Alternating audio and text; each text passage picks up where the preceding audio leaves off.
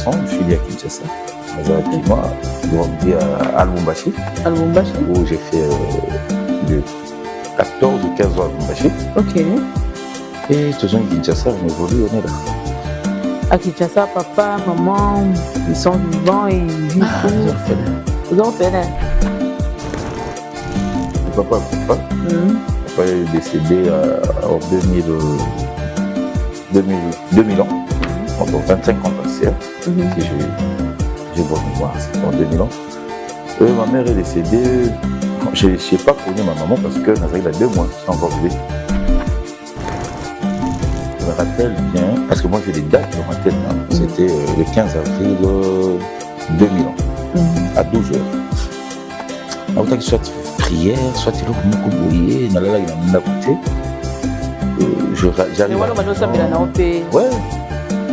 j'arrive à la maison, au bout de là-bas, j'ai vu la mano de Banda. Déplacé. Les jours, ma campagne basculaire. Quand papa était vivant, il était mort déjà. Ouais, il était vivant. Ok. Il était là. Après 7 mois après, je pense. Mais non, c'est quoi? Ça, nous, on va faire comment valise, valise, on va chasser à vivre. So, on va chasser à vivre. Je chasse à vivre. Valise, ça va casser parce qu'on a envie de. On va chasser à vivre, il y a prévu qualité. Ok. Il y a Nicolas, tu es pas. Oui, katana. Parce que, dans mon monde, on a vu, so valise, Salomon, on va faire un ndako. Ndako, on va faire donc, valise, on va faire un péché pour nous sortir du banda. Tu sais, quand je suis entré, j'ai trouvé mon père était là. Oh non, tu vas plus rester ici, en tout cas, faut qu'il. Non, la réponse était là, ma prophète m'a dit. Tu as compris? Comme tout orphelin. Ma prophète m'a dit. Père n'a pas eu un bon mot, après un temps, ça a basculé dans sa vie aussi. Basculé, n'a pas de la caca, pour le kanzambe, pour côté gauche, droite, non. Tant que je me dis,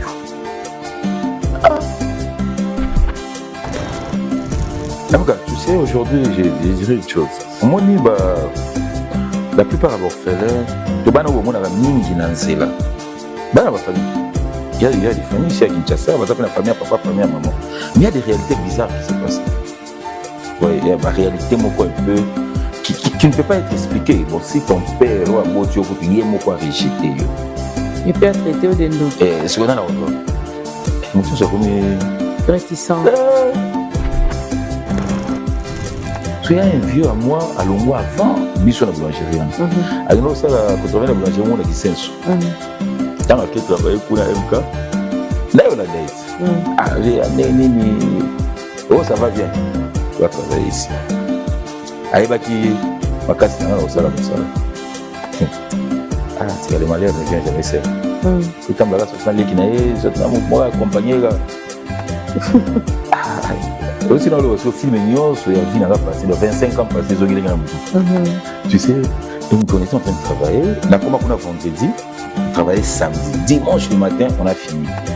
À côté de douche, on a chocolat. À tiens, on va faire une mais ça veut dire que 4 sacs de farine. Il faut que je sois ma colo. Dans la carte de douche, on va faire une moule. Mais bon, mais ça va bien, bon, mais tu as dit, bien la carte.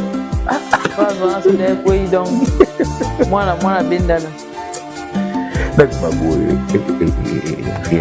Rien de grave. Ils ont raté, ils ont déjà, il faut qu'il y ait d'aller là, après 2 jours, ok.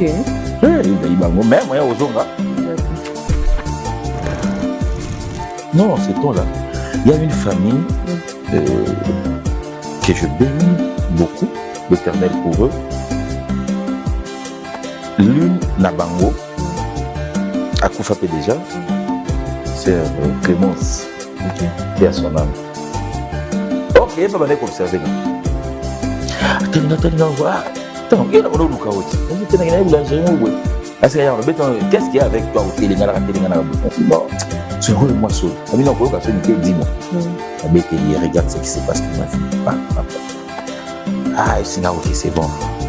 Viens, tu vas habiter chez nous. mokaka boye ameni ngai papa azali pasteur et aussi à son âme maman pasteur aprésenté ngai na miso ya famille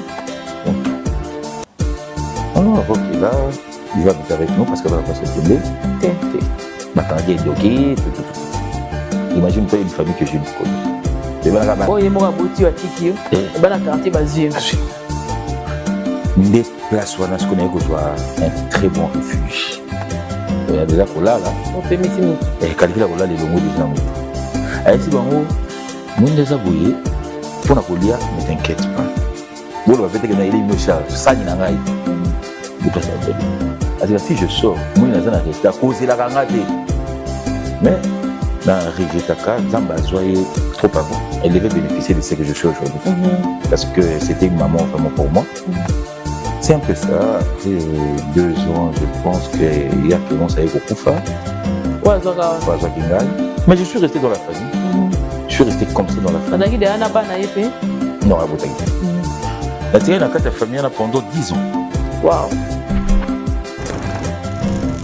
De 2000 ans tina 2010 nde naza na kati ya famille wana ndako na ngai liboso na zwango na bango bon j'ai quitté pour aller chez moi à la maison vie na ngai ya théâtre yango na bandi yango na kati ya parcours à 10 ans wana parce que théâtre na yo bandango na parcours moko ya oluka kaka ti obeta gauche obeta droite tellement que j'étais très comique dans le sexe trop c'est ça nazalaki koanimer un ami à moi bayaka kosala groupe moko ya théâtre na année 2000 on a entre juillet ou juin groupe asima ndako na matete sikoyo ayo kosala théâtre yo kosekisaka wana et puis na barone na ndoza mwa costo boye qui patron et sima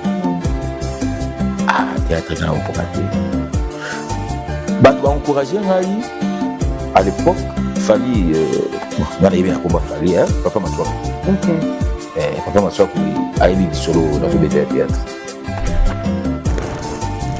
toye kolongwa tolongwa epa modero eleka totikana on a quitté Académie des Stars modero totokadi à l'époque toye olongwa tosali rébellion ezali rébellion Doudou Soupo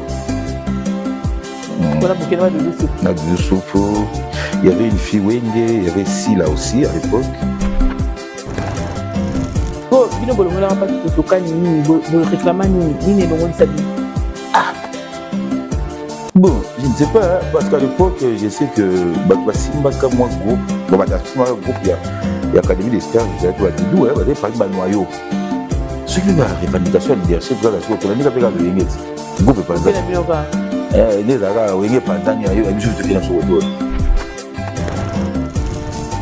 non nga atika kokota bokeseni te comment film était dans votre pas quoi faire c'est Mao qui écrivait les films ici moi j'étais le collaborateur de Mao mais c'est grâce à Mao ne permettre na minute na tombo ali kolona oui vas-y ok na comme tu vas être sur ma solo na même film à Bokeseni Mao qui travaillait à Bokeseni c'est elle qui écrivait à Bokeseni mais c'est grâce à Mao Nde et Bokeseni et Yebanga parce que nous avons dit ombre Mao dans le silence là ça a tout miracle le voyage de Mam c'est le soir ça est tour du monde donc Mam ça qui à l'époque de quoi ça là qui dans Rwanda non faut comme un film mais moko toi comme un film na SB t-shirt toujours donc mais le quoi photo est confié pourquoi pas Lumbo comme un film les temps Mam ça zone d'accord ndeko ya na ngai na kata SB za iko donc na yaka na juste écrire un film ezalaki moi tout le intérim moko oleka je pense pasteur deux autres comme un film moko avec oleka nde na ekoya akokoma film wana esali que même ça oti voyage aye amoni bana kokutana na ye asepela nanga mpe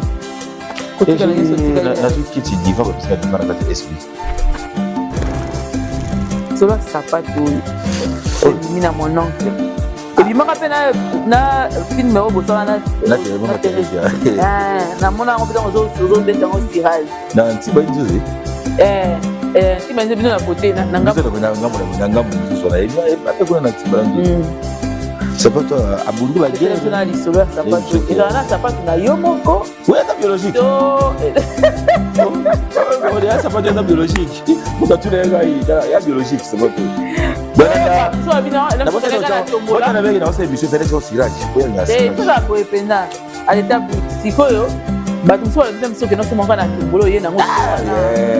Sapato a parmi parcours la vie. C'est toute une histoire de Sapato. Très chers abonnés à Papa Lumbu Télévision, on a passé une beauté. Merci énorme de votre fidélité sur cette chaîne. Boya et Bélé, tout ça on a besoin d'un bino parce qu'ensemble avec vous, nous devons faire des bonnes choses et des très très bonnes choses qui vont marquer l'histoire du théâtre, pourquoi pas du cinéma congolais.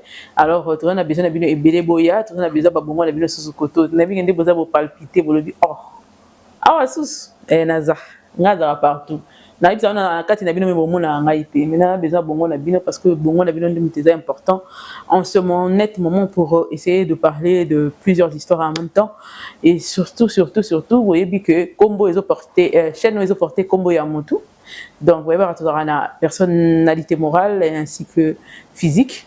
Donc na yemuro personnalité physique, to pesi mbote et puis ensemble avec vous vous allez découvrir qui est Papa Lumbu. Comment il a évolué jusqu'à aujourd'hui.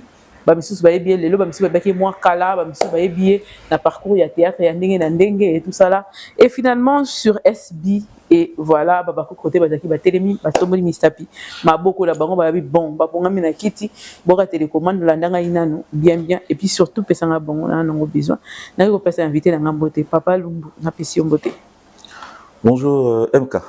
Vous allez bien? Très bien. Il retourne à côté de tes tout le monde a déjà. Tout le monde a très bien. Sinon, l'idée de la chaîne Papa Lumbu Télévision, c'est sorti d'où, comment, quand? L'idée de la chaîne Papa Lumbu Télévision, ils ont parmi point, comment je vais dire, les mains à parcours, il y a vie là-dedans quoi. La personne qui va encourager surtout à ça, c'est Maman Sila. Ok. Encourager aussi la chaîne? Oui. C'est elle qui va encourager. Je me rappelle dans la conversation, mon côté, nous avons eu dans Chérika, dans une réunion. Mais la conversation, elle a donné le go. Papa Lumbu, mais tu peux créer ta chaîne, tu peux faire une entreprise. C'était une façon, il y a bonne foi de pouvoir encore faire voir que Aza. Kétologue. Dans les moutons, à fou. Moi, na bolo baraki ya conseiller ça la chaîne c'est vraiment ya solo.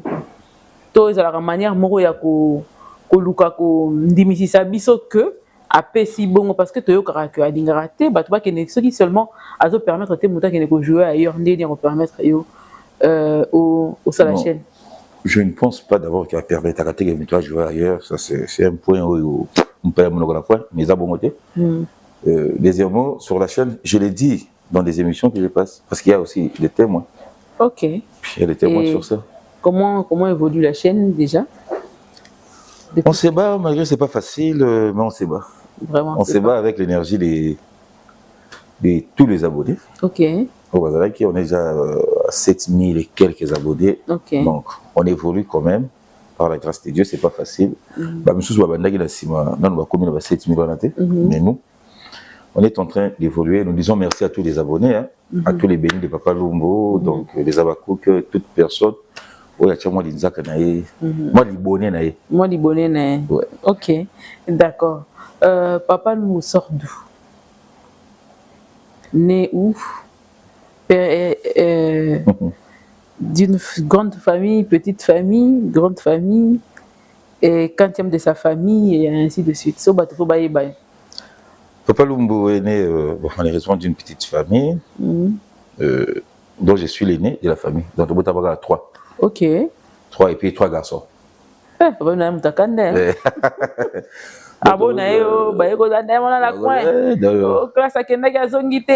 donc, 3 garçons, je suis né à Kinshasa. Qui m'a grandi à Lubumbashi, où j'ai fait plus de 14 ou 15 ans à Lubumbashi. Ok. Et tous ceux qui Kinshasa, on évolue, on est là. À Kinshasa, papa, maman, ils sont vivants et ils vivent. Vous en faites un. Oui, sur l'excès de 20 ans, ça on fait l'intendé. C'est vraiment. Papa Koufa. Papa est décédé en 2000 ans. Donc 25 ans passés. Si j'ai bonne mémoire, c'est en 2000 ans. Ma mère est décédée. Je n'ai pas connu ma maman parce que Nazari a 2 mois, j'étais encore bébé. Ok. Donc, maman n'a pas eu d'autres enfants avant ou après? Non. Non. Côté qu'on a fils unique. Ah, côté d'un fils unique. Papa vous a 3. 3, c'est ça. De père congolais. Congolais, de père et de mère. Sérieux? Oui. Ok.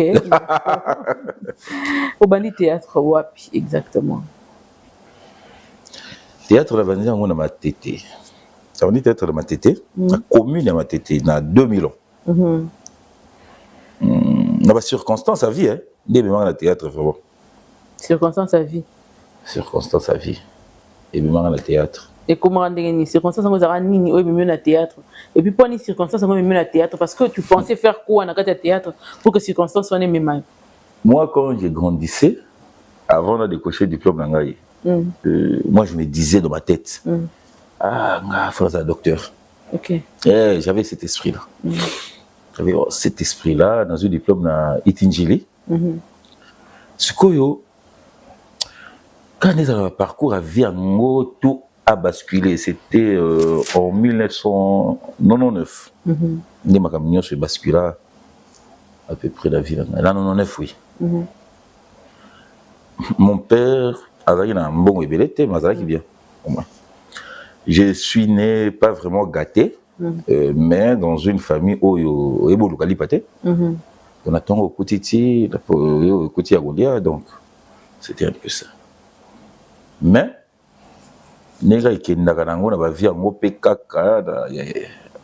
bon, je ne sais pas. Injustice, il y a vie. Mais aujourd'hui, j'ai compris que ce ne sont pas les injustices de la vie. Le destin est compliqué. Dieu peut tracer le destin à une forme et si tu acceptes. Bon, pourquoi avant tu l'appelais injustice? Injustice par rapport à Nzambe Nayo, par rapport à ce que tu vivais vis-à-vis des gens, vis-à-vis à Bato Bazaki Nayo. L'injustice c'était par rapport, pas de dire à Nzambe envers moi, parce que je me réponds aussi, Nzamali, mais c'est des choses pour le Seigneur, il y a pardon à 1000 fois. Un jour, c'est arrivé vraiment, la famille pendant MKako, la Tunisie, parce qu'il y a tu es raté. Fait que vous savez, la prière, vous savez, vous avez tout reçu et symbité dans le sable de la soutien à tiki. Donc, il y a des choses qui me sont arrivées dans la vie comme ça. Parce que, au petit porte, au sali, au sali, dans mon maca, sinon, nyonso. Et le symbité. On a la film à mon oncle. Quand on doit le dire, comme ça, pas tout. Ça va déjà parcours la vie à mon tour. Ça va tout sur le nez dans la bisango. Ça va tout déjà parcours mon bimba. Tu vois le rôle à mon oncle, je me suis retrouvé. Ok. Il a se retrouvé là, comme belé, dans 4 ans de vie. Ah, c'était vraiment compliqué. Vraiment. C'est vraiment compliqué. J'ai été chassé de la maison. Tu vois, ok, moi, bang. C'est un parcours. Tant aussi ozaki au kanisaki aux médecins lobby. Ouais. Qu'est-ce qui a fait que au médecine en aussi sa médecine en ou peut-être place à partir de quel moment la vie a basculé, comment ça a basculé? Moi je me rappelle bien parce que moi j'ai des dates dans ma tête. C'était le 15 avril 2000 ans à 12h. Soit prière, soit tu j'arrive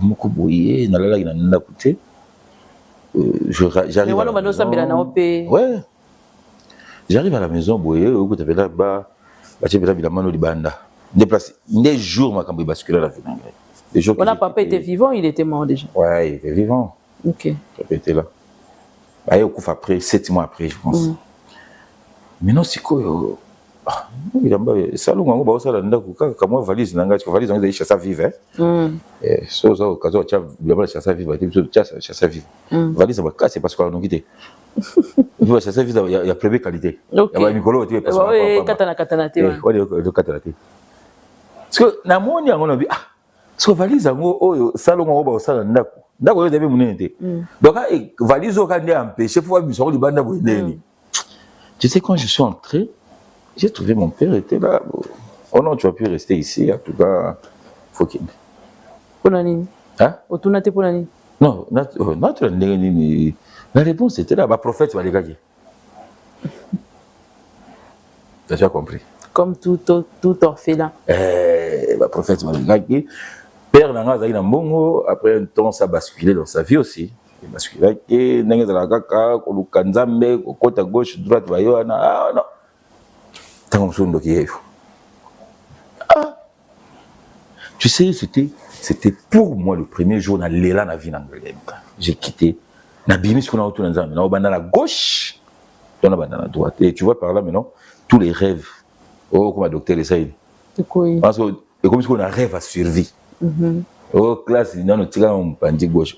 On a un diplôme dans Libanda. Il y a un diplôme. Il faut personne. Libanda, il y a un parents. Il y a un Libanda. Il y a un diplôme. C'est quand mon papa a mis au Libanda. Maman déjà, bon, maman qu'on voit que tu as les familles à maman. Est-ce que famille à maman va qui n'apporte na vie na yote pendant tout ce temps si papa est au Bengana. Tu sais, aujourd'hui, je dirais une chose. La plupart des orphelins, tu vas voir mingi nanzela. Dans la famille, il y a des familles ici à Kinshasa, il y a une famille à papa, famille à maman. Mais il y a des réalités bizarres qui se passent là. Ouais, il y a des réalités un peu qui ne peut pas être expliquée. Bon, si ton père ou abo tu es rejeté yo. Il peut être traité au dendo. Ce qu'on a reçoit. Mutu so comme réticent. Ah bébé c'est la bana ngai. Ah oui, ça va nanga. Yo kota au kanisa compliqué. Et tant au bimi bon kenda ki wapi. Au bandi ville wapi exactement. J'ai quitté la maison. Le premier jour, je suis allé passer une nuit à une église. Voilà en avril, voilà quand. En avril, voilà. À l'église dont je priais. Non, ça va pour moi. Il y a un frère que je salue, Michel, qui a Kisangane aujourd'hui, non, il Kimanga. Bon, il y a évangélisé pour une église. Quand on a expliqué le dossier, il n'y a pas de souci, on peut habiter avec toi. Michel a Zouanga, il y a au fan de Panama, na Lemba, na Chopo. Tout ça, il y a 2 mois. Et après 2 mois, mon père était encore venu. Oh. D'abord, il y a une église. J'ai quitté. Ils m'ont dit que ça va. Choix athées, on ne peut pas te garder comme ça parce que, aux amours de bateau, ceux qui moyens ils allaient, kende ko salisa comment na communauté, na hôtel de ville. OK. Basa il y a un document moko ya adoption. Basa la ceux qui document moko. Ah, pour la église joyeuse. Pour bango ceux qui bazui ngai papier on est protégé bango. Donc c'était ça. Non, à l'époque peu téléphone na noté. Kende na hôtel de ville ba expliquer ngai na bureau tel au mona moto songolo. Et puis na ya hôtel de ville là comment vraiment ba mutango ya bureau te. So moi pena zonga. C'est ça te. Ya téléphone azi. Parce qu'on a que hôtel bi na tonga koya. Et puis bi na fana vraiment boyer la biti na zonga. Oui, on zonga transport pe oya boyer. Exact. Cette ville on peut musika wa firo da. Na te Kinshasa le comment pene pene. Kala Kinshasa za musika. Pour ba tonga tonga. Pour ba makolo na beta na vie na. Mais poto la koma déjà. La expert na beta makolo. C'est quoi na fandi am kana bi non. Il y a pas moyen que je rentre. Nazela. Ça va na kola la ville. Mais wapi c'est quoi? Des fois on a créé chambre. Et ça une boîte moko Malibu. Malibu, je pense, c'est là qui en face il y a PCR il y a Vignana. Il y a boulevard hein, il y a Mounene. C'est en face là-haut. Na ka chasser vivre valise. Chasser vivre tes valises na ngai. C'est spécial. Na est-ce qu'on na kuta ba tu te ga shimbok na boîte na. Na fani ga wana. Na côté ka na rythme masolo. C'est ça tongo etana. Tongo etani pas na kesu sur place wana. Oh non, le loi y était. Deuxième jour. Ça va être une semaine. Dans la gare il y a Malibouana. Moutona ayo pour la comment lundi ayo ya samedi. Ndaye bureau. Tant on a commis, on a expliqué, Oh non, quand ils ont traité à Théo, l'exinoté à Pamba. Wow. Faut zonga na matete. Tribunal pour enfants. Non, on a tribunal pour enfants, t'es amigo pour les enfants. Ok. Et moi, il était travaillé au bas dans ma tête. Ah! D'habitude, on a laissé 7 jours là, ouais. Ça va. Comment on vivre en Déniga? Colia. Ah, compliqué. Nga senga bambongo, MK. Nga senga bila bambongo na nzela, ba attends, on a transporté. Et on a eu des nazabu MK, ata na zana volant, ata na makolo. So mita sengi ngai. Quel que soit forme ya lokuta na ye na pesaka. Ok. Pour un ancien collègue. Donc, tous les gars vont dire là, parce que il y a d'autres personnes là, toi, qui sont dans la paix sauter. Il faut que je dise que moko boye, moko susu, na uta na. Oui, c'est ça, dans le courage au bête du solo oyo. Parce que il y a Dieu, hein, il y a un Dieu qui existe. Nga dans la besoin de mutu sanga nzambe existe. Nga mon a témoin que nzamba zali. Au pena zo mutu boye, a paix sur forme. Moko susu, faut entre 5e jour. Déjà, 4e jour, na mega aussi na mbongo neza na zandu. Beti mwa turbo et papa. Parce que 5e jour na kele kana mulongo mo na bosa ni kana kajiwana. So to eba wolola. Eh awe kwa bini na wolola sana chawa na na bosa fanya changer cartographie. So ndenge ni. Leo zonga sudeli. Bah ici il est un peu donc c'est un peu ça. Après OK amigo. Je suis allé à Amigo, na Komiwana, j'ai vu la personne en question. On a parlé, elle dit oui, on peut avoir une solution pour toi. Il faut te confronter. Bon, il faut que moi, tu es église, responsable d'ailleurs, mais Alex, il y a un peu de documents. Bon, avant tout ça, le document, j'aimerais voir ton père. Namoko, Namonaï. Peut-être aussi te conscientiser. À Rosong. À Rosong, à la raison. On a dit, non, mais attends. À la maison, il y a vente de matériel d'électricité dans les atomes. Mais c'est bon, en tout cas. Parce qu'il y a des bossos, il y a des matériaux qui ne sont pas. Oui, il y a dans les atomes. Oh. Moutongo, il y a des gens qui sont motés. Ah, non. Donc, comment il y a 2 pas à la maison, il y a papa. Non, mais la paix, c'est papa moté. Ah, bien, il y a un combo. Maman, non, solo. Ah, bien, la thémique, taba siso solo là nda bali ba tinga merci papa bino wapi nabika yana bo so na wow oh yo amona ça va zela ba koti ba solo li ba so ba 20 minutes de solo yo etanga bima ay singa désolé je n'ai rien à faire pour toi sérieux oui en kane biso na binzambe sikoyo la zone des frères, non, dans son document, non, tu ne peux pas rester ici. J'ai dit, c'était compliqué.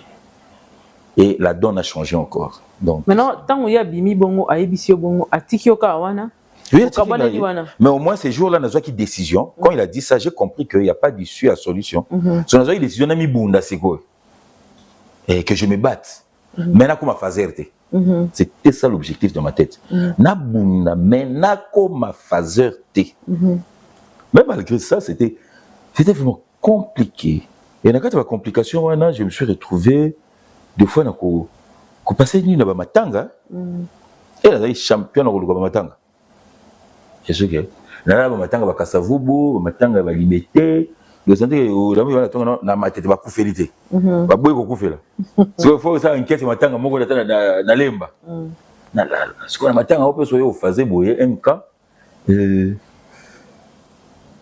zanga nyonso mais era café na zanga te pour on de dîner na ngai so na rupega era café na la linza mais non c'était un peu ça un jour il y a un ami tangu tozalaki mike place moto wana ofutela na matete so or ya bana ko observer nga so na teki bana ba chasser na ngai wa nazo ngala ba chasser na ngai wa oh ayo benga ngai mais yo na mona ko tele na expliquer tala singa mais tokuta na bina matanga moko bezai na matete et singa bon moi je peux te trouver une solution tu peux venir chez nous mais une condition faut y va musala mapa ya boulangerie OK parce que biso dans la boulangerie siko soko yeko fanda ipa na biso au bima lokola boulanger ça s'appelle Eric azana na Angola et puis on quoi boulanger comme ça so azana quoi boulanger moi ba chaka ezate ke muta na bi ah choix ezate toyekola nayokoma wana bakota sikoyo chez Panabango, c'est là où que j'ai commencé à habiter.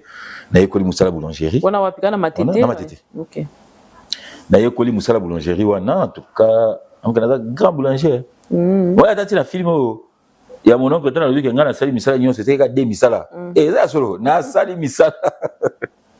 Pour le survivre. Ah pour le survivre. J'étais vraiment courageux.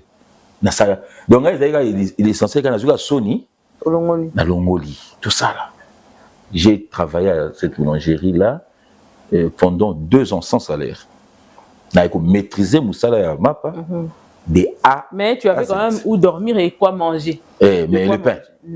Ni de Mapa. Ni Mapa, parce que vous avez un boulanger va t'aller le matin, vous vous réveillez.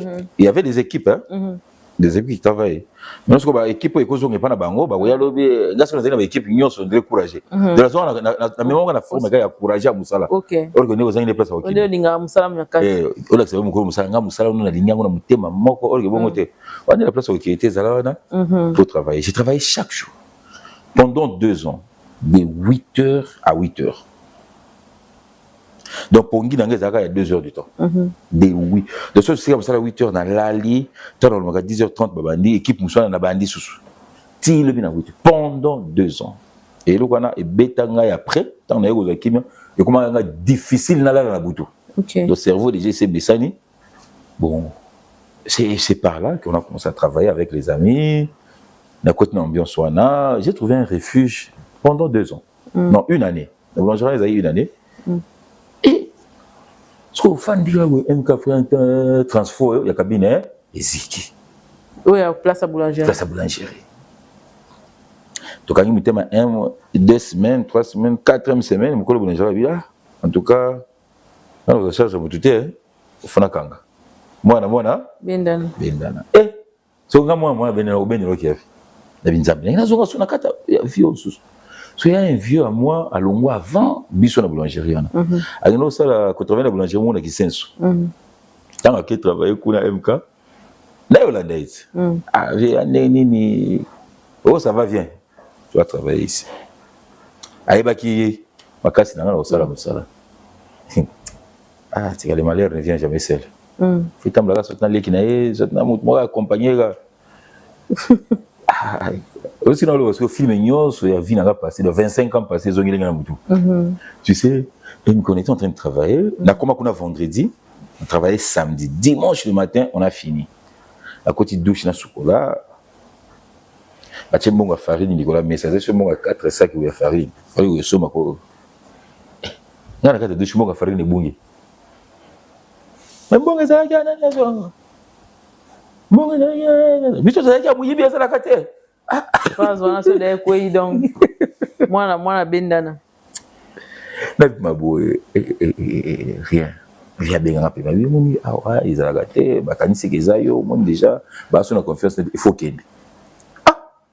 Venga na lela na binzambe na ngamu na yibi yango te obi na longwa wana après 2 jours nzo ni mona mukolo bolenze mu yiba mbongo. OK. Il yiba ngo même ya ozonga exact. Ils a eu suite. Ba yeko découvrir après yo que après nga étant na yo kende ko bakanga ki. OK. Ah et puis na zongi. Wa ce temps que yo qu'est-ce ko wapi? Na zongi sikoyo côté boulangerie o ya Kalizalaga. Non ozongi na premier repère. Pone parce que soit chambre matanga, qu'est-ce que je peux faire? C'est maintenant, ce temps-là, il y a une famille que je bénis beaucoup, l'Éternel pour eux. L'une, Nabango, à Koufapé déjà, sœur Clémence, et à son âme. Or, il n'y a pas de observer. Il y a un autre out. Qu'est-ce qu'il y a avec toi au Téléngana? Non, c'est quoi moi seul? Amina Koyo Kasson était 10 mois. La bête regarde ce qui se passe dans ma vie. Ah, c'est ok, c'est bon.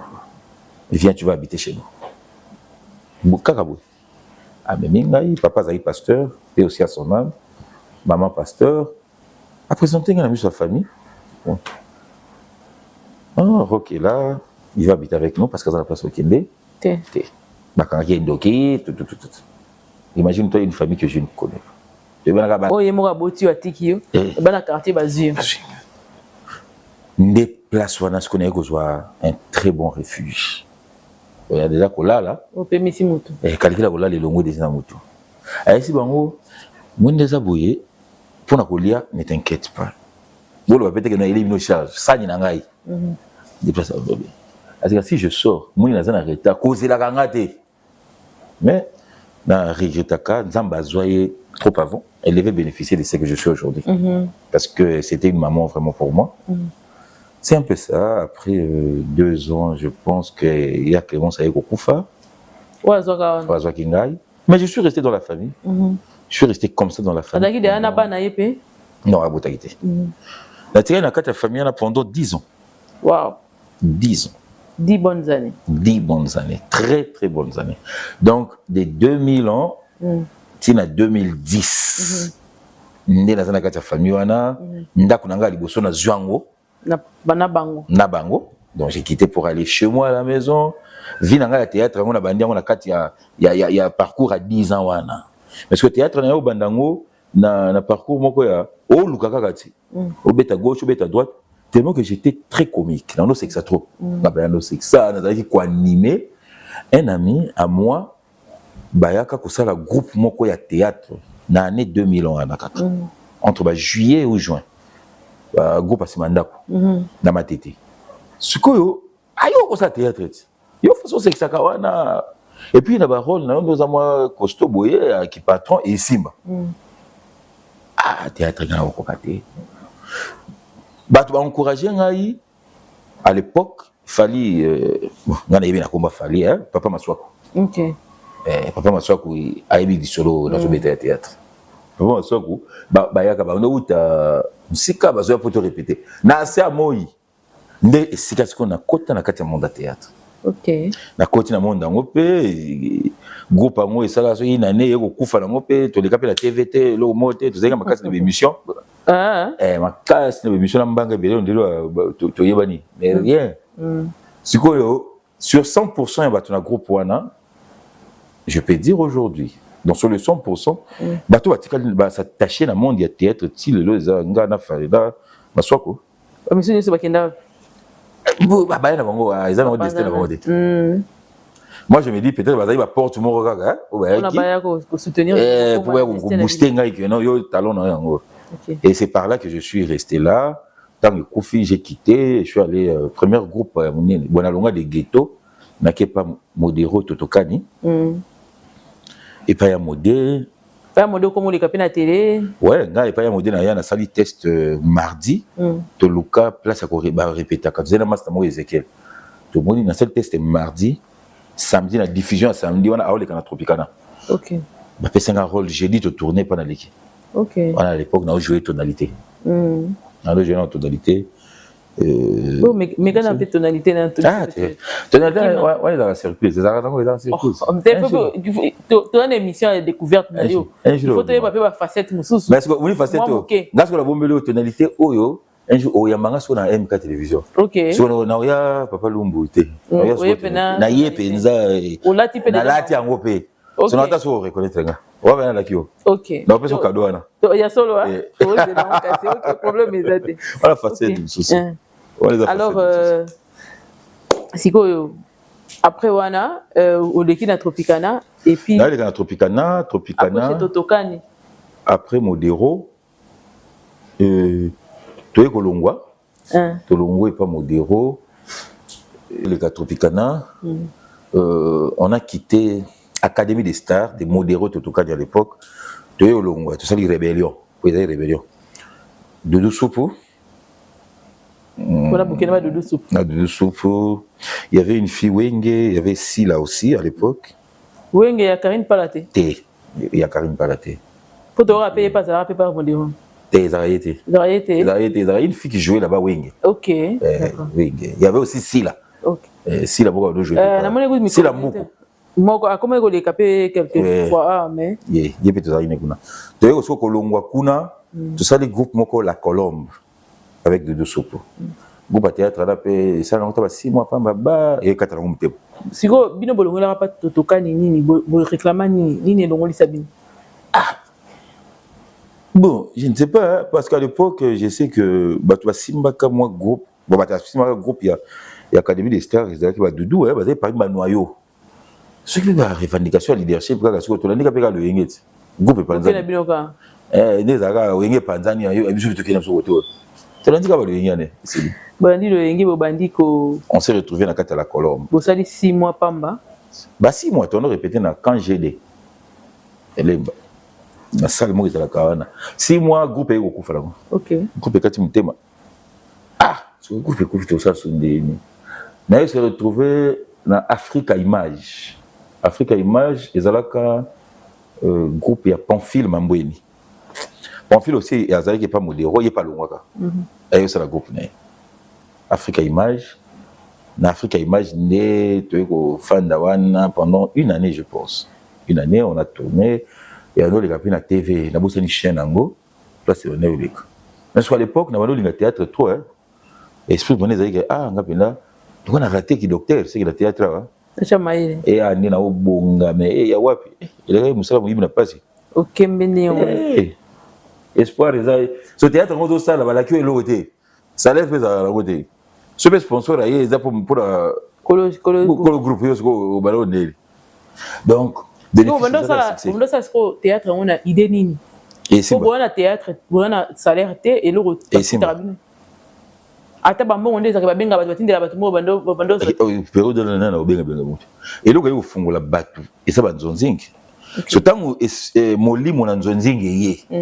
Et est-ce qu'on encourager faut bosser dire pour ta suba ko mono ata teka face ça na teka face ata ba benga ata na nzonzingi moko. Benga ata mais de là où ça qui nzonzingi te. Non, Zonzing na sala moko na sala Zonzing moko na figura ka pe o kufaka na bandela. O kufaka na bandela. Abubanga avant. Na kokota na kokufa. Na il avait la première épisode il fait bana kokota na de faire les 5 ans yana kufa po et le pesa de mususu. Nzela ba yebana. Et aux aura pas retour il y a film wana tango kufaka wana tane bandeli wana. Est-ce qu'il y avait un retour du genre batu ba obenga yo et tout ça? Donc à l'époque, je peux dire c'était compliqué hein, parce qu'il y avait pas, il y avait les téléphones mais pas le quoi, réseaux sociaux le quoi, les lotés hein, et les lotés. Retour vraiment t'es dans ça retour t'es vraiment. Ah. Ou quoi Kabila au pété. Retour na yo zongo tango bazu pièce là ba yo l'examen na chaîne monde Kinshasa. Ndé ba télé to mona na film moko bo tayi papa ya Jani Faya, je papa na yo. Vous papa Jani ande ko kalunga si là. On fait ma pika likolo ba mona ngai mais loko pe. Voilà combien d'années plus tard? Bah, il faut 2 ans. Bah, 2 ans plus tard, des Ozongo. Et puis, si après, Wana, comme un groupe, il y a Maman Milo, Nengo Betel Solution. Ouais, après, donc, après Pamphile, Naeko Tika, Marma Théâtre, Natika qui on a l'axe, moi, 2 ans. Donc, entre 2004. Oui, en tout cas, on a qui est Simbate. Théâtre, il n'a pas été pété. Et Simbate. Déjà, dans notre master moto nos années, c'est moi le théâtre liste il faut pas essayer parce que c'est déjà. Bateau pour ta nini, au côté. Simbate. Ndena yo longwa. Na komi ko sala makamusu. So na kati ya makamusu na no sala wana. Je pense que on note que ba crème, ba crème ba machine hein. C'est ça que je faisais. Na lemba, quelque part na lemba. Il y a un garçon maintenant mauvais gars azalaki ko jouer pe et pas Doudou et pas Modéro alongwa ayeko comme pas Maman Milo yende mutakutanga na machine à crème yebena sala nga évangélisation le quoi ndenge yeso kutaka nani azo péché te donc on l'ampako suis-moi na ese ba abi yaka tala la mère ngo aza bien Maman Milo kuna eza boye Maman Milo ayeko banda amigo na ye parce que Maman Milo azaki vraiment la base ya écriture ya Nzonzingi ezaki na ya modé et pas Alpha Bokoli. Ndé ayaka siko kosala groupe ya amigo. Groupe les pour épuiser plus l'acteur et accompagner. Yaka kuneza mama TV kudute kuneza ndé de là na côté pas ya Maman Milo, je pense que première Nzonzingi yangwana et puis bon Nzonzingi musu to figura à l'époque on se disait c'est l'injustice mais aujourd'hui on a compris que c'était pas le temps. À quel moment avez-vous travaillé avec Mayo Givoulé? bien que au bébé non mais au même acteur naïe oui film naïe au TK au Pessambo moté ah bon c'est ce que nous avons entendu bon le truc quoi bah œuvre à Maoté à mon côté ni acteur hein. Mao n'avait pas un groupe à théâtre. Ok. Quand je l'ai trouvé Give avait une maison à production. Et dans cette maison à production, au contraire, Ngana ya kutuna batu. On a tikaye na bango. Ok, Tilelo. À l'époque, bon, je ne sais pas si va évoluer à la caca. Et il y a eu 4 ou 5 personnes. C'était un peu ça. Et puis Tobé Banate. Nzelande Simbate yango. Nzelande Simbate, dans quel sens Nzelande Simbate? Non, la vision, il y a Kotambo l'ensemble, c'est un peu ça. Ok. Les parcours, les vision. Elle avait une vision où moi je suis venu accompagner cette vision, travailler en collaboration. Sur la carte de collaboration, et c'est là que tout est quelque part pour emprunter le chemin. Mais il y a même un abokiseli. Non, on a tiré au côté abokiseli. Comment filmer l'abokiseli? Comment filmer l'abokiseli? Mao qui écrivait le film abokiseli. Moi j'étais collaborateur, il y a Mao. Mais c'est grâce à Mao. Permettre à la minute on a tombé à l'école. Oui, vas-y. Ok. Oh, na comme si on était solo. Na même film à Bokessénité, Mao qui travaillait à Bokesséni, c'est elle qui écrivait à Bokesséni, mais c'est grâce à Mao ndé et Bokesséni et Yebanga. Parce que nous qui ombre Mao. Na Bokesséni au joueur quand même. Non. Attends la film même qu'on jouait. À l'époque nous qu'on jouait à Souka c'était chez Give hein, dans ma film à Give que j'écrivais et là vraiment on a une peau d'acteur. Mais tant on est qu'au Kata avec elle. Ok, Mbangonga, ok, Ndelinga Mbang. Nalingina yeba na moment où nous travaillons à Give. Quels sont les films que tu as écrits ou tu as figuré en même temps? Il y a 2 films moko et les cas dans Maboke TV. Ok. Parce que Give c'est parmi bateau bazu contraire Maboke TV. Ok. Naibandeli, un film dont j'étais pasteur. Ah bah titre non qui manga. Ouais, ils ont 2 films. Et les cas dans internet, les cas dans ouais, et les cas dans Maboke TV après et aye ko tchanga na chaîne naï. C'était après la diffusion Maboke TV. Ndé et ko kota na Mao Givoule télévision. Ok. Et puis olobi à partir ya Mao Givoule ndé Bokesséni ko yeba. À partir de Mao Givoule ndé Bokesséni yebinga. Après il y a Tisha. Mais vous travaillez? Non. Est-ce que vous avez la réunion? J'étais l'ombre de Mao. Oui, tu étais l'ombre de Mao, oui, je veux bien. Mais vous n'avez jamais eu à travailler ensemble. Travailler, c'est... Non, ou bien travailler sur un projet. MK. Disons ça. Travailler sur un projet de Bokesséni. Donc, il y a un MK Télévision. Donc, si l'homme vous dit que je travaille pour un projet de MK, c'est que je suis en contact avec... Direct avec MK. MK, tu travailles projet où ils ont pour la chaîne d'Angaï. Ça ne s'est jamais fait. Ok. Maintenant. Par entremise, quand même, ça s'est fait. MK, par exemple, c'est un exemple. MK, aux dans le monde du journalisme. Ok. Tu as une équipe qui t'accompagne pour réaliser Moussala. Exactement. Mais non, moi je dis que n'a pas Lumbu Télévision, MK Nalingo travaille pour Nanga. Ah oui, pas de problème. Mais, Nazana ombre Nanga Moko. Que MK na okoko fout en ombre anate. Toi, ceux qui n'étaient pas qui au Salanaïe. Ah, bon, Sala. Mais non, moi, comme j'aimais la personne, et j'étais collaborateur, je ne pouvais pas la laisser. Donc, dans l'ombre, Lumbu, il y a quelque chose, on peut écrire, viens, papa, ici, il tout. Mais officiellement, que nous avons Bokesséni, le gars va engager, non, ça ne s'est jamais fait. Et. Les autres sont pas là. Non, classant, ouais. Non, classant, c'est normal. Et c'était de quelle année à quelle année? De quelle année en quelle année? Non, j'ai tenté, j'ai en 2025. SB, déjà, 3e année.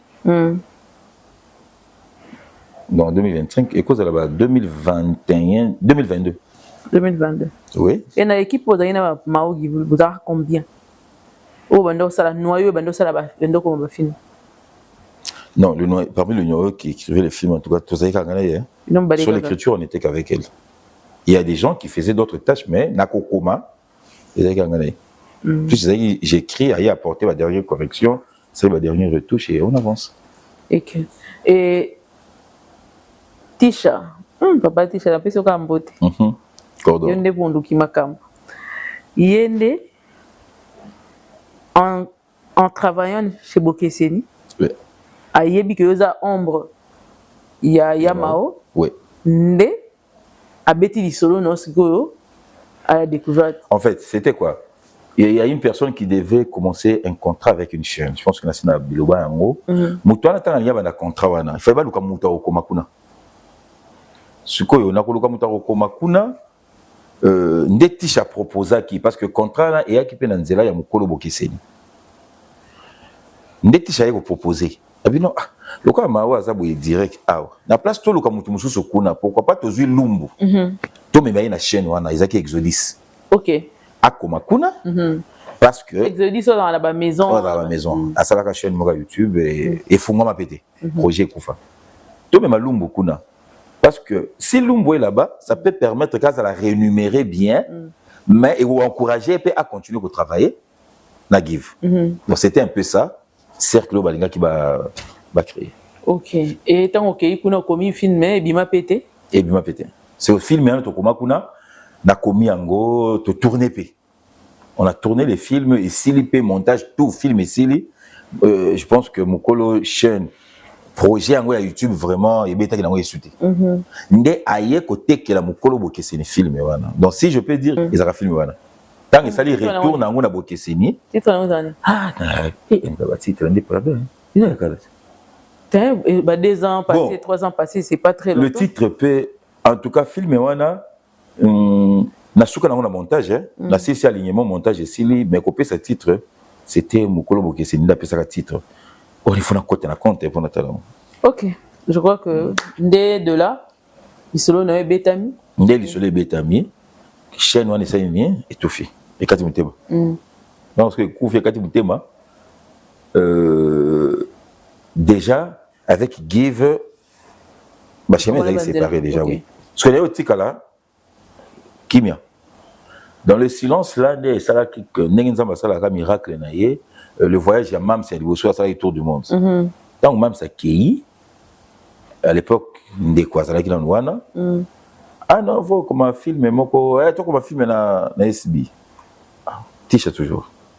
Ah, donc mais le gars côté est Koufi. Pourquoi pas Lumbu? Ah comme un film, les temps même ça zonga. Ah d'accord. Ndeko ya na ngai na kata SB za ibongo. Donc na yaka juste pour écrire un film. Ezaki moi tout de balati intérim. Intérim moko.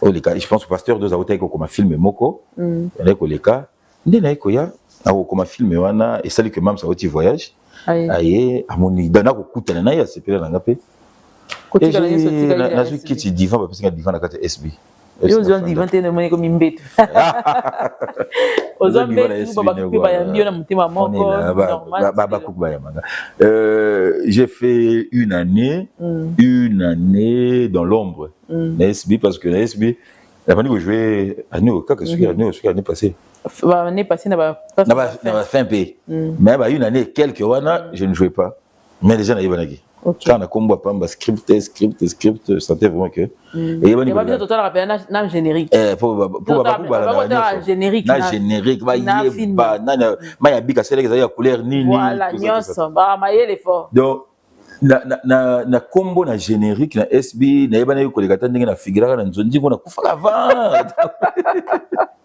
C'est ça le problème. Donc c'est un peu ça. C'est SB qui m'a redonné maintenant cet espoir, na vision na théâtre foutaka. Théâtre foutaka et puis na artiste. Na ba clôturer distinction. Na ba clôturer té. Ezali comme temps. Pour peut-être bato peut ba bimana temps wana pe na ba liste na pe musu ba pa effacer. Exactement. Et ba za effacer pe si la pe nengwana. Enterrer même. C'était juste le temps de laisser le temps au temps. Donc c'est un peu ça. Moi parcours nanga et Nena s'est retrouvé dans le monde de théâtre. De se retrouver dans SB et Sika puis au comprendre que théâtre est foutaka. Mais avant de écouter partir SB on a posé sim à to beta isolo na onana. Isolo sapato. C'est mina mon oncle. Et puis, je me rappelle na film au bossa na Thérèse. Na mona on peut dans beta au cirage. Na ntimba nzuzi. Ntimba nzuzi bino na côté na ngamu mususu na ape kuna na ntimba nzuzi. Sapato abundi ba guerre. Peut-être na lisolo sapato. Et dans na sapato na yo moko. Oui, ta biologique. On est sapato est biologique. Pour tous les gars, il y a biologique sapato. Monsieur Fenêtre au cirage. Pour y aller. Eh, faut la boire pena. À l'état brut. Sikoyo. Batumso la bina msoke no so monka na tombolo ye na ngo. Sapato aza parmi ba parcours la vie na ngai. C'est toute une histoire de faire sapato. OK. Le période où azaka des bases. OK. Wo sa beauté était période où yene bina azaka des bases penza. Ba so moni mokuwa na full ko. Ah ko boka te azaka bila musuni pe ba mema pe na fête moko boye pe na ngambo. A se féliciter ba. Donc sapato azaka des bases. Et on a sur la tienne on m'appelle na sapé. Wa bena o mona ke o latio sapé. So mo mususu. Ça va être un colo, 20 ans d'Azabou. Oh, un colo. D'ailleurs, sur la tête, si ce Tchéwana, il y a un Gabitumba. Bon, on a la table, il y a des jeunes garçons. On l'a dit, 15h, 16h. Sougolé, au Tchepenza. On lui pèle na sapé. Sur la télé, on a quoi venu, tu sais, là, c'est mauvais. Sur des jeunes films en Olek. C'est bien une peine à bango. Parce que on a un quartier. C'est très comique. Sur le temps, Lumbo, on a poussé à tout sur le bango. Et moi, à la c'est pas toi. À quoi solitaire? Ah, c'est comme ça. Oui, mais aucun Sony. Non, ça n'est pas. Ça peut peiner. Ça peut. Il y a une pauvreté, ça m'a bien. Il faut boire. Soit les années, il faut boire. Pauvreté, quand on dit, monsieur, c'est normal, c'est normal. Aux a monde dans. Parce que la famille, monsieur, le monde, ça peut être ça, ma belle. Je comprends, non? Eh, carrément, on est kitoko. Attends, il y a un bébé. Là, ce qu'on a dit, on a des bases dans le gars. Non, non, ils ont kitoko. Tu sais, quand il y a fan, on a souvent une étude, on va tirage. Et si. Donc, ça peut tout rappeler ma Kamwe Belle. Dans la cause, il n'y a pas de tout ça, il y a autant de besoin d'un. il faut un peu succès. Tu vas y bien, c'est peut-être. Alors, ça va être une chose qui est là. Mais il y a qui n'a une histoire. Il y a pas ça qui est bande et moi, c'est la plus belle bande. Moi, il y a ta soka ya oningo, il y a quand même. Pour ba yiba ba bilo na ndako me oyo. Watika keka. Mais na minute akoma précis na kata ndako. D'ailleurs, attends, tu comment libano kabana non les chaussures de papa fait entrer. Il fait ça avec ça le théâtre. Ba yiba tawa sika ba ye ba yiba été. Let's go. Et vous avez le mot quoi ibuka? Talo ta sapato. Alors je n'ai filmé mon il a dans la vie. Un jour MK skona nzala parce que dans la libanda nzala betanga MK oluki ozuite osengi ozuite ota bela beko toi qui va vendre certes donc on a sur là au kufi ngaso donc moi ça viva na yo ya na lemba na avenue Semilik il y a des way oui tu n'as pas la référence on a nion sur la commande mutu na ba référence c'est ça faites-moi les aïwana vous avez fait il y a mariage coutumier na télé mais qu'on a coin non t'as na signé na ko ta fête yo ah parce que toi ko tono zoblo ko olia ndeni teka sapato rien pas musi yango na juste ça vivre na bombe on a signé les aïwana la musique chemise na mo na on ta na no mo kitoko na lati de la c'est déguisé quoi comme toi qui fait na est-ce que la côté la fête na est-ce que bon c'est invitation té na ina se camoufler na kiti mwana na fandi la vie ana réussir déjà au fan ba protocole otamula ba ilinga ko katala vitola munene la vie ici vina ngebongi vie bongi la vie nga fête ça lelo na ko bina ti bon comprendre té ba chelinga na maluke to pesa na mo nga chorégraphe ah ok ah là j'ai confiance c'est bon je te dis na to sala orchestre mona matete et pour ça na sala nyonso MK to sala orchestre boko orchestre le président Firo qui je salue azati lelo orchestre ngo pe bazana ba kopeti lelo orchestre na siko ngaso voir wa yembezate yo mingi makinuka siko ko yembezate avana uzunga na sapato ko yembezate mais parmi bato wana osala bonje bato wana ko tiama mongo na orchestre biso on soutenir so la soutenir wana to check il faut ngapena yemba mais oyemba te loka na bina trop ba bisinga pour ba lengi na ngape yo ça la mettre chorégraphe ba tinga so na mettre chorégraphe l'orchestre na to no répéter na tinel mo na mbolo ko na matitiana so tito répéter wana culture pays vie ya waze quoi ils ont répété peka na quartier na et to boudé ba moti tala wazo ka poto abeti LC bazongi mais tout le monde a toi star to boudé bango ba musicien to répéter la tinette ah vie moi ndawoye bana compliqué eh tika vie compliqué ce que nazonga na fête MK na fandi na fête na Vitalo na mona caméraman na éviter ce que na zana problème na un de film té ba ezali so film azotala ngai oh ce que comment gêner so atalinga na kimselungi namona akangi mutema aye bonjour yoza famille moi c'est famille mbali ngaso na bezi machine c'est que famille fête d'autres c'est que bazana famille à moi si c'est que bazana famille à moi si c'est que baebani des fois ça famille mbali pour mbali le baebo ya et puis dans la famille mbali ah OK siko tango ake OK wana biro dana ezali ba fête ba self service faut ba chibilo la sani ba elibino so protocole ça bana ko kabla ba biloko na ba mesa kuna cameraman alongwa ke type place ba marié bazalaki so protocole azoya na sala biloko boy ye kuna nous nazo la siko mobali kuna donc est-ce que oui muto afandi place wana afandi na ebita obala tilima tali afandi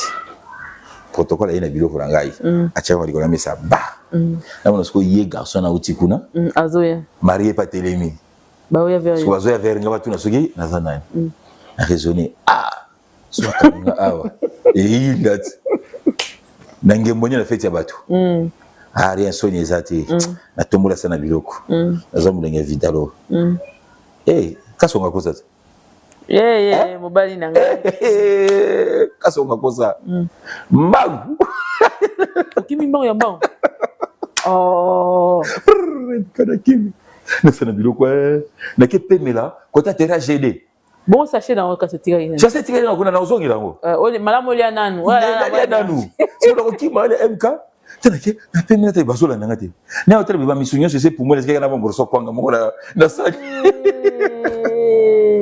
na kanda na pasola sali na et c'est un bel ah yes nzamba la le passé na kimona yaza yazali bana mbangu pina ba isidi na yozonga wana na kilo récupérer chasser na ba 4 heures wow parce que non calculer ba paramètres yo tant que bazal bazo tiengi là ti kota tinel pour récupérer chasser na yo les kana donc c'est un peu ça le parcours de ma vie MK de là le théâtre boulangerie na yo ti comme ça la boulangerie on a travaillé 10 ans dans la boulangerie malgré tout ce que je faisais.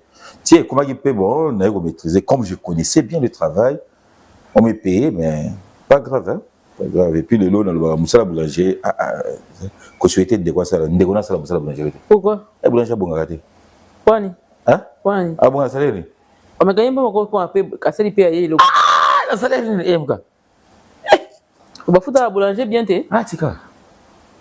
Donc, si on a calculé dans les lots, dans toi les lots, c'est comme si j'ai travaillé pendant 1 mois, chaque jour, bah, foutre 60 000 francs. On s'organisait, donc, c'est un travail. Et dans tout ce parcours-là, où ça dit, ti place, il y a les lots. Papa, vous avez jamais plus recherché? Non, papa est décédé après 6 mois, mais avant la mort, il y a papa. 1 mois après, c'est comme si mon père est décédé là-bas juin, mais 1 mois avant décès, Ayaki na famille Ayaki Ngai, il était venu. Ayaki a s'excusaki. S'excusaki, influence à moi si Kandeng Zalaka, tout mais. C'est quoi à récupérer quand il était comme ça? Non, à récupérer quitté parce qu'il devait voyager. Je pense qu'à l'époque, Makameno Simesou na Kinshasa te. Ayaki ndeko laka, na ngina iba place moi na ngazali, mais comme Aza à l'aise na bino, il peut rester ici. Ngana on va il fallait que poto. Comme na teki biloko langa na ke les potos, mais à partir de là, c'est les derniers jours na mon papa na ngana wana. Tu quoi fait la nuit? Non, il était tombé malade. Or, ngai na iba à voyager. Nebe papa qui ouais c'est dans 2 semaines sur mon année à voyager. Or sur 2 semaines mon année te biga voyager. Or à voyager mon voyage on peut simbate aye ko be la koti penda ngana ibate. So imagine toi que mon père est décédé na ibate. Mais il y a les manga na matete. De bakundi ene ti samedi oui, bakunda samedi. Ngana yeko ibongo dimanche. Non, le papa n'a pas fait qui écoute. J'ai appris la mort de mon père comme ça. Et les papas, les autres Bon, à cette époque-là, c'était la réticence. Mais à partir de 2010, moi c'est en 2010 que Dieu m'a donné la forme. Dieu m'a donné la forme d'un boulanger, d'un informaticien. Donc, quand je travaillais à la boulangerie, j'avais un petit, de l'oiseau, je continue à la police, et un petit frère là, le capitaine Yannick Ivinza. À l'époque, on avait 2000 ans déjà, tata bango azala na poto. Ana na ordinateur na bitu minene ana. Bango déjà bazali na monde informatique. Bazali na distrait. Parce que Nathan wana ndi azwanga pour la kisanga ordinateur. Na ndolongo de matete ti karai na masina. Makolo pona ke yoko l'ordinateur. Tous avons deux personnes. Na deux wana si vous avez su boyer bana tongo beaucoup mis 7h30, bon on a 18h. La deuxième personne tout ça une semaine à baïna. Persévérant. J'ai commencé à travailler là-bas. J'ai ordinateur pas comme un débutant. Les arrêts qui n'avaient pas de centre. Cours, il faut 8h30. 7h30. 1h du temps d'apprentissage. Donc, apprentissage, nazoye kolango po bato ba koyanga defra la sabango so azoyi bisanga pe que moni soki ozuite yo de ba omono zo po bango bebi ke yo oyebi donc nazo obligé à 6 heures nazawana azola kisanga na hotel. Donc je dois reproduire ce qu'il me disait. OK. Et j'ai commencé comme ça nazola kisaba informatique, l'initiation à l'informatique, na ekola Word, Excel, tout ça jusqu'à ce que naye ko zo maîtrise ya kotangisa le fonctionnement de l'informatique.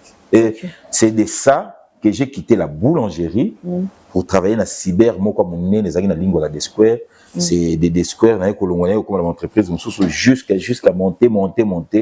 Et l'informatique est vraiment base à vie. Mais c'est quoi la relation de notre famille à papa? Très bien. Maintenant, ça va. Oh, pasteur. Je suis leur pasteur. OK. Oh.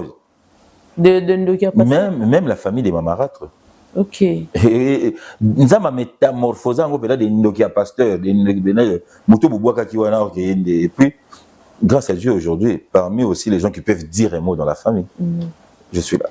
OK, je crois que il y a aussi des décisions, il faut non, soyez pas stabilité, il faut qu'il dise quelque chose. Donc on dit papa place na kitutu, de baluwa babengaka, ozongeli place kitutu. Donc il y a des bossos. Il y a mon bal ici. Il y a des bossos comme papa. OK. Parce que moi dans la famille de mon père, papa n'y a pas koufi.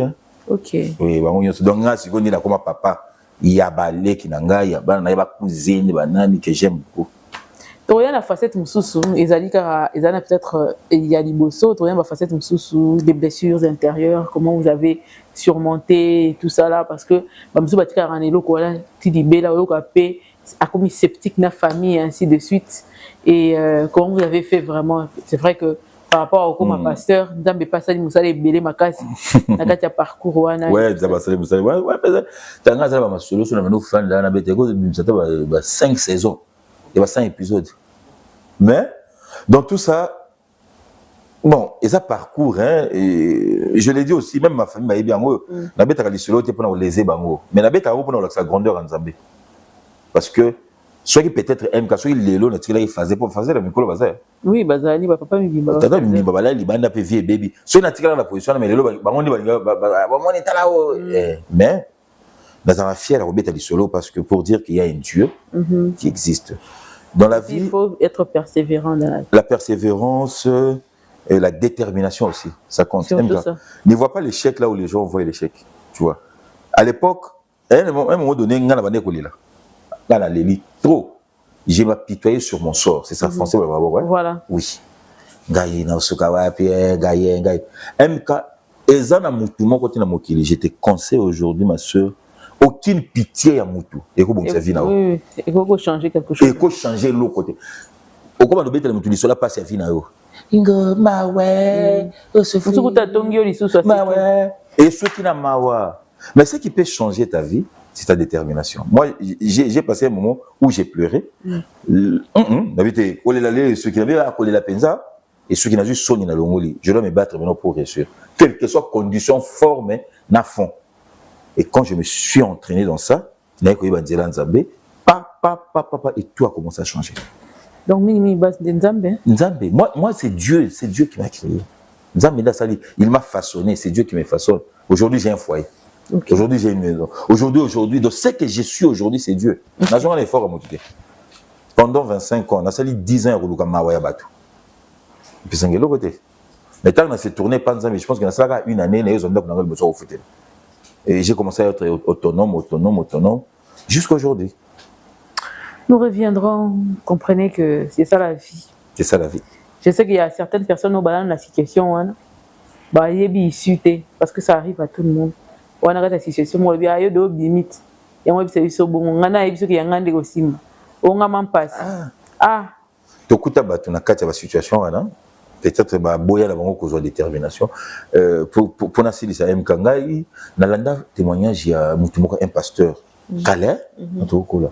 Nazaka fazer non comme pasteur sur Nazaka négona pas témoigner faut le bagage Nazaka fazer ça pas peut-être pinch na magamu nae o les assistés bangulu bon moi pas ni minute ça la babi de zéro au cola quand on a cola qui n'a comprendre que le parcours à destiné à moto les adieux c'est Dieu parcours na yo ezaka Nzambe de mutakuluba akoko sala quelque chose mawaya mutu moko te ko transformer situation dans ce qui est la détermination te yo moko aussi décision ko pe sa forme la vie na oto ato bani ko expliquer ba ko ba lelo ti lobby ba za sujet matongi moquerie ainsi de suite c'est ça ya on a ndeko ba ko et surtout dans le monde de les réseaux sociaux lelo ba féliciter personne n'a pitié d'équipe na romatiso miniature au bi période aux akina nini quelqu'un trouve mutakwe na place beau secourir rien vous filmer et vous allez temps filmer mawana les assouter pas le monde parce que les années qu'on a émission à l'élo parce que on a vu que tout ça on a plusieurs épisodes il y a le basso que les allez juste de dire d'abord aussi merci à Dieu merci na MKP ce soir merci na yo pour ton temps passé des fois ndenge autour le bango mutum sa cause la Alexa tant moko compliqué na vie na ye ça akoko yo kapé akoki pe kosenga conseil et tout ça va conseiller bitumbo zo bundela biso to bundango lobi parcours okoko tsalelo peut-être ngana za expérience ya ndenge moko na katsela ngo lobi expérience ezan ki cité zanganga te ezan Nzambe en tout cas Nzambe a pesanga batu j'étais lobi na sala ka eloko te mais na nzela musala Nzambe na nzela parcours na Nzambe mka na koti na ndako bakonzi pona kosambela na yebani na batabinene na zone ba relation Nzambe ba relation oyo moko Nzambe a créé sur ma voilà donc j'ai béni vraiment l'Éternel pour ça ba on se soutenir ka papa Lumbu pour soutenir chaîne na biso parce qu'on aura trop à parler il y a tellement à dire il y aura trop à dire il y aura aussi trop à diffuser. Je salue tout le monde, tous les abonnés, en tout cas, Bisika Bouzouami, Papa Lumbu, vous saluez vraiment, Maman Gabi Makuta, Astre des Lumières, Fanny Vita, je salue Timba Lumbu, mon petit frère, je salue Eliam Lumbu, je salue Emma Lumbu, donc la famille Lumbu entière, je vous salue, les abonnés, bon, nous surtout, nous sommes occasion à regarder la vidéo, que Dieu te bénisse et à une salutation. Une paix boyambi ngamba na liboso na chaîne ozo a esika ya ko changa bo adopter nga ndenge zalaka on se revoit très prochainement sur cette chaîne avec un autre invité tout zalaka bon il y aura aussi plusieurs invités parce que ça dépendra du DG dépendra du DG donc le parcours non chacun tout ça MK moi tout ça besoin d'expérience ba parcours ya bateau tout réconforté ba de peut-être parcours ozo bomba wana na nengo reçu ça mutu ça quelque part doit souffrir na ngozo bani à quoi s'en sortir té donc on est vision ya ko l'émission c'était un peu pour ça faire voir aux gens que non ce que ça point les Nzambe aussi longtemps Nzambe tient pointé ndenge na Nzambe clôturer té que biso tozala no sport ezali mieux vaut un chien vivant qu'un lion mort on est encore là on va continuer avec vous que Dieu vous bénisse à très bientôt bye bye.